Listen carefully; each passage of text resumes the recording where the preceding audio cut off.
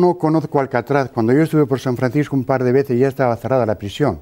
Tuve la oportunidad de contemplarla en la distancia. No tuve tiempo para coger el ferry e irme hasta la misma Alcatraz. Pero ha sido una especie de símbolo de las atrocidades, de las prisiones, de los abusos, del encerramiento. Un poquitito más arriba de Alcatraz, no un poquitito más arriba. En el estado de Washington, no Washington capital, sino Washington State, hay otra isla famosa, la isla de McNeil, que también fue una prisión famosa. ¿Okay? Ambas prisiones están cerradas ya. Las dos eran prisiones federales. Todo lo que se transmite así, digamos, en este tipo de películas, por ejemplo, ¿eso es realmente sucedía así, sucede así hoy, por ejemplo? Yo le diría que parte de eso sí ha sucedido, históricamente. Pero hoy el sistema correccional, sobre todo el federal, que es el que yo conozco mejor, ha cambiado notabilísimamente. Yo conozco la penitenciaría de Atlanta, donde estuvo preso Al Capone. Pues sí, era la penitenciaría de Atlanta, la antigua. Pero todo eso se ha modificado, se ha cambiado.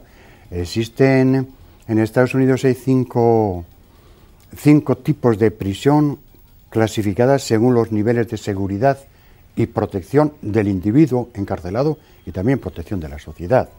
Están las prisiones de máxima seguridad, que actualmente son dos.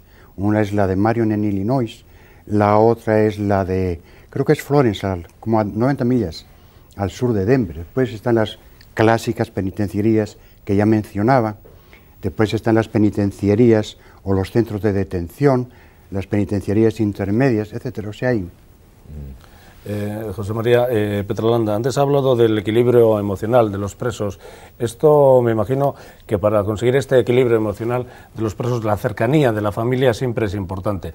Sumamente importante por el apoyo que le pueden prestar, el afecto que le pueden dar y la esperanza que le pueden presentar. Tres elementos básicos en la vida humana. Porque, como sabe, aquí en Euskadi es una constante petición que los presos cumplan la condena en las cárceles cercanas a su lugar de origen. Bien. Bueno, en cuanto al mundo que yo conozco de prisiones, que es el de Estados Unidos, como le decía, está la prisión estatal, que es dentro del Estado. Ahora, uno puede ser de un Estado distinto y haber cometido el delito en otro Estado y estar encarcelado en ese Estado.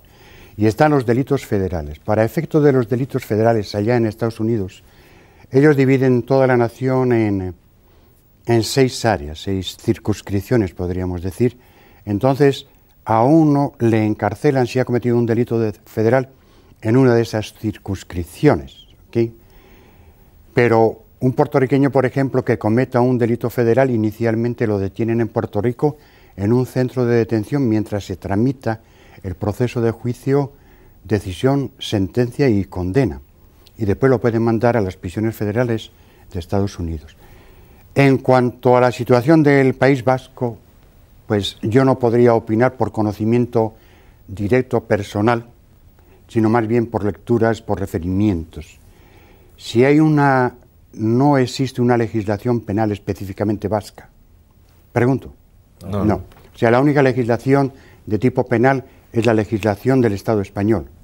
O sea que se les aplica la ley española, o sea, la ley del Estado, porque los delitos se consideran delitos del Estado. No existe esta distinción que yo les ponía de delito federal, de delito estatal. Ahora, bajo el punto de vista afectivo, personal, de esperanza, de reconciliación, pues la proximidad, pues sí es un elemento psicológicamente importante.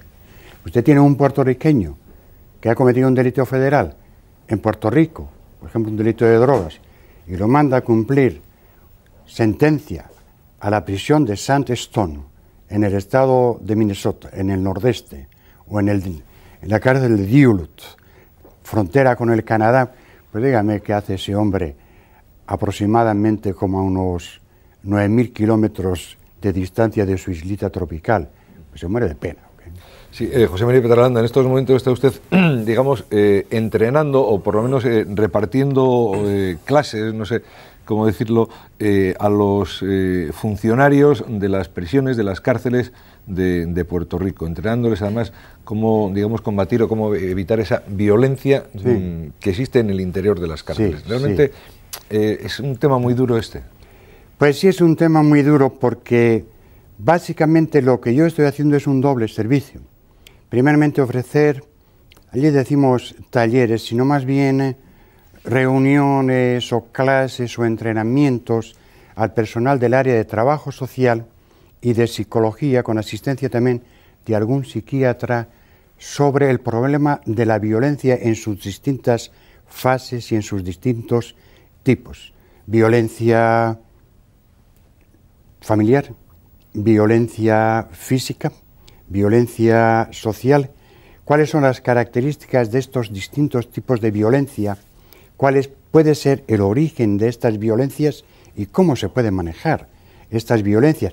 ¿Cómo enseñarle al mismo preso a que él puede manejar la violencia? Hay que enseñarle al preso cuál es la percepción social que tienen sobre él, qué es lo que la sociedad piensa de ellos y por qué la sociedad piensa de ellos de esta forma, qué es lo que ellos piensan de la sociedad, cuáles son los factores físicos de una agresividad física, cuáles son los factores sociales, cuáles son los factores psicológicos que han concurrido en hacer de un ser humano una persona violenta. Entonces, ¿cómo se puede corregir todo esto? ¿Qué métodos podemos utilizar a nivel social, a nivel personal, ¿okay?, a nivel familiar? ¿Cómo evitar la recurrencia a la violencia? Entonces, de hecho, lo último que escribí fue un pequeño tratado sobre dinámicas grupales con pacientes violentos, para formación, orientación del personal de psicología y del personal de trabajo social. Pues podríamos estar hablando muchísimo tiempo con José Mari Petralanda sobre rehabilitación, reintegración del preso a la sociedad, sí, etcétera, etcétera, pero el tiempo está tocando a su fin. Pues muchas gracias por la invitación. Gracias por haber venido. Me siento muy honrado. Hasta aquí pues el punto con José Mari Petralanda, con un personaje con el cual podíamos estar hablando horas y horas. El próximo lunes vamos a charlar con Josu Onaindi, que es el secretario general de Comisiones Obreras, un sindicato que conmemora estos días su 25 aniversario en Euskadi. Gracias por habernos acompañado y que pasen un buen fin de semana. Nos vemos pues el lunes. Agur.